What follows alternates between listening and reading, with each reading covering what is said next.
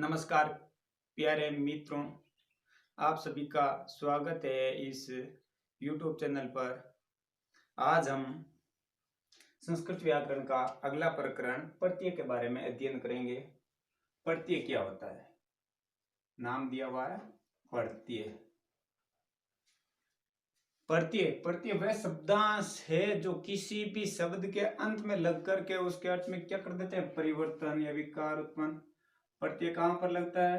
अंत में, किसी भी शब्द के अंत में। जैसे ये नाम आपको दिया हुआ है, नाम है संस्कृत।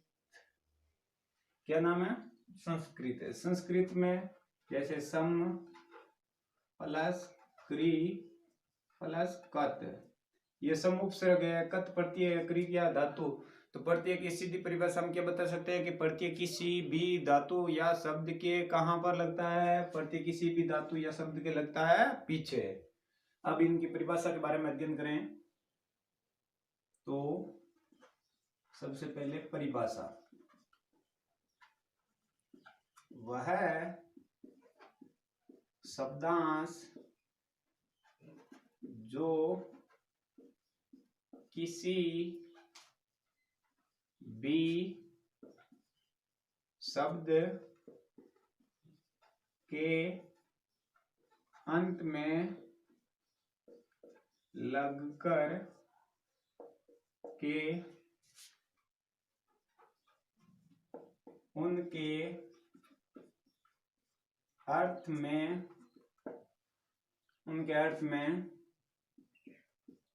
परिवर्तन या विकार उत्पन्न कर देते हैं। यानी वे शब्दांश जो किसी भी शब्द के कहां पर लगते हो? अंत में। किसी भी शब्द के कहां पर लगते हो? अंत में। और अंत में लग करके उसके अर्थ में क्या कर देते हैं? परिवर्तन या विकार उत्पन्न कर देते हैं। वही क्या कहलाते हैं? प्रत्यय कहलाते हैं। एक विशेष रूप से इसमें याद रखने योग्य चीज कि प्रत्यय के भेद, तो देखो हिंदी में हम प्रत्यय के दो भेद पढ़ते हैं, संस्कृत में प्रत्यय के तीन भेद होते हैं। संस्कृत में प्रत्यय के कितने भेद होते हैं? तीन। हिंदी में प्रत्यय के भेद होते हैं। तो नियम नंबर 2, दूसरा नियम क्या आता है कि परसमपेदी धातु में ई का आगम होता है। यानी जो भी परसमपेदी धातु हैं, अर्थात इन्हें हम दूसरे रूप में कह सकते हैं सकर्मक क्रियाएं। यानी जो भी सकर्मक क्रियाएं अर्थात जो परसमपेदी धातु हैं उनमें किसका आगमन होता है? उनमें ई का आगमन होता है। यानी ई की जगह कहीं कहीं पर आपको किताबों में लिखा होता है ईट, लेकिन इसके नियम पूरे आपको किताबों में उपलब्ध नहीं होंगे। तीसरा क्या कह रहा है कि धातु, किसी भी धातु के अंत में म व न हो।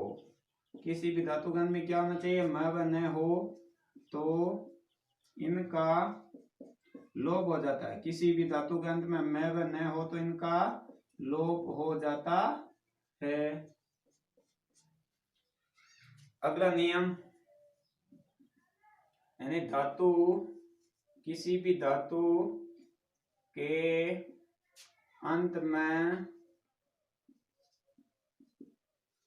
च या ज हो तो इनका क हो जाता है। च या ज हो तो इनका क्या होता है? क होता है। अगला नियम आपके सामने, यानी किसी भी धातु के अंत में चच या से हो तो इनका से हो जाता है, चच या से हो तो इनका क्या हो जाता है, स। तथा कत्वा के त का, कत्वा के त का ट हो जाता है। कत्वा के त का क्या हो जाता है, ट हो जाता है। इन धातु गण में चच या से हो तो इनका से हो जाता है चच, चच या से हो तो इनका से, तथा कत्वा के त का क्या हो जाता है, ट हो जाता है। कि धातु के अंत में, किसी भी धातु के अंत में ब व ह हो तो इनका ब व ग हो जाता है, तथा कत्वा के त का द हो जाता है। कत्वा के त का क्या हो जाता है, द हो जाता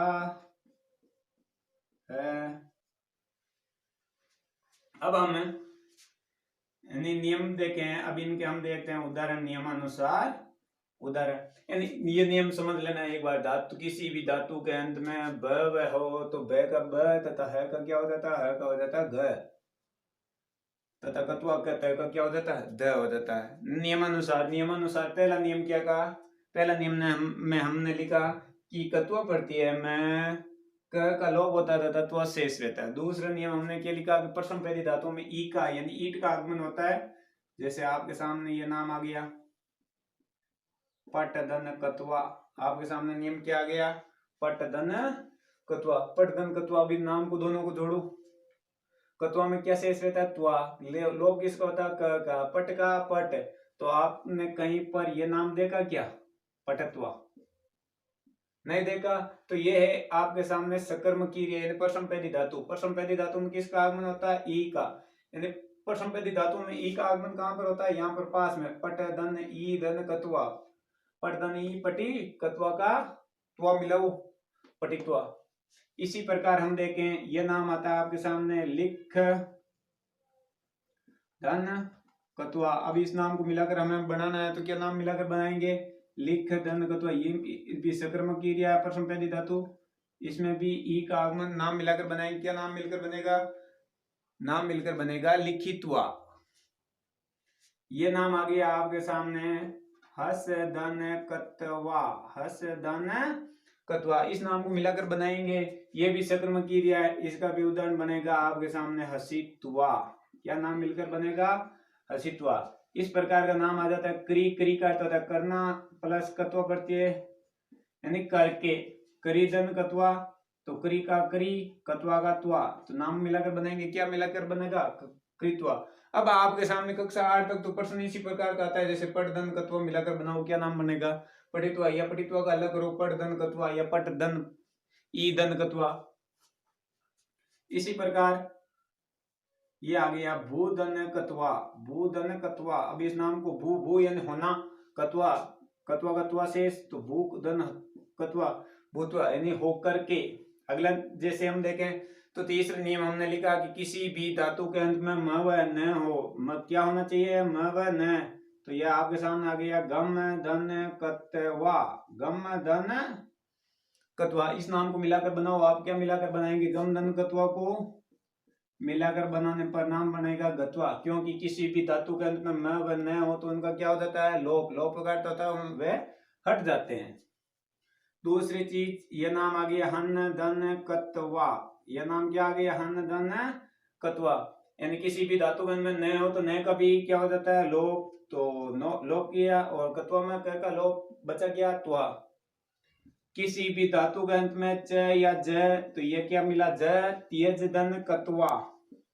च या ज हो तो च या ज का क्या हो जाता है, क हो जाता है। तो आपके सामने ये नाम लिख दिया, ज का कर दिया क, और त्वा का, कत्वा का त्वा। अब हम आगे इनके देखें तो अगला नियम हमने लिखा कि किसी भी धातु के अंत में च या से हो तो चचिया से, जैसे ये नाम आ गया आपके सामने, दृश्य धन कत्वा, दृश्य धन कत्वा। अब हमने क्या पढ़ा था, किसी भी धातु के अंत में क्या होना चाहिए, चचिया से है, तो से का कौन सा से का यानी पहले का दूसरा से, दृश्य। कत्वा में आगे भी हमने इनमें एक नियम में और भी अंतर आता है कि कत्वा का शेष क्या बचता है, त्वा का तय का क्या हो जाता है, तय आधा टे भी आधा, और वाह तो दृष्टवा। अब आपके सामने इस प्रकार का नाम देगा कि दृष्टवा शब्द से प्रति विभागम की मस्ती, आपके सामने नाम आ जाएगा ये, जैसे दृश्य धन कत्वा, तो ये न करके ये करना हमें, दृश्य धन कत्वा नाम मिलाकर बनाएंगे, क्या मिलकर बनेगा, दृष्टवा।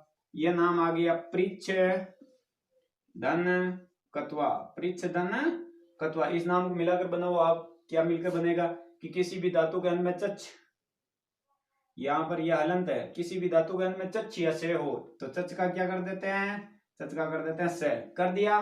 कत्वा में क्या बचा, त्वा के ते का क्या कर देते हैं ट, तो पृच्छ धन कत्वा का मिलाकर नाम बनाए, क्या नाम मिलकर बनेगा, पृष्ठवा। इसी प्रकार हम देखें, अभी मैं ये उदाहरण नियम देखा, किसी भी धातु के अंत में ब है हो, यह नाम क्या आ गया आपके सामने, लब धन कत्वा, लब धन कत्वा। अब लब धन कत्वा, किसी भी धातु के अंत में ब है हो, क्या होना चाहिए ब, तो हमने पढ़ा कि ब हो तो ब का क्या कर देते हैं ब का कर दिया ब आधा, ब भी आधा। आगे क्या पढ़ा, कत्वा में त्वा शेष रहता है, त्वा के कत्वा के ते का त है, ते का क्या कर देते हैं द, ते भी आधा दे भी आधा, और बचा क्या वाह, तो लब प्लस कत्वा नाम मिलाकर बनाएंगे, क्या नाम मिलकर बनेगा, लब्धवा। ये विशेष तौर से याद रखने योग्य है। ये नाम आ गया आपके सामने, दू है धन कत्वा, दू है धन कत्वा। तो धातु के पूर्व पद में, धातु के अंत में क्या है का क्या करते हैं ग, है का कर दिया ग, कत्वा का तय का क्या करेंगे, तय आधा दे भी आधा, दुग्धवा। तो आपके सामने प्रश्न आ जाएगा दुग्धवा का प्रति विभागम क्या है, तो आपको करना है दू है धन कत्वा, ऐसा भी दिया होगा दुग धन कत्वा, दुग धन दुआ। तो यानी सीधी इनकी पहचान कि कत्वा में सब के पीछे या तो त्वा या द्वा या ट्वा, तीन शब्द याद रखने हैं। कक्षा 8 तक आपके सामने इसी प्रकार का क्वेश्चन कक्षा 8 के पेपर में आता है कि दृष्टव नाम है, दृष्टव नाम में प्रत्यय विभाग करो, प्रत्यय क्या होगा, तो यानी हमें प्रत्यय बताना है। नीचे ऑप्शन नाम दिए होते हैं तुमुन, कत्वा, लयप, अन्य, तो आपके सामने सीधा ही पता चल सकता है कि कौन सा होता है, कत्वा होता है। आगे हम इनमें देखें,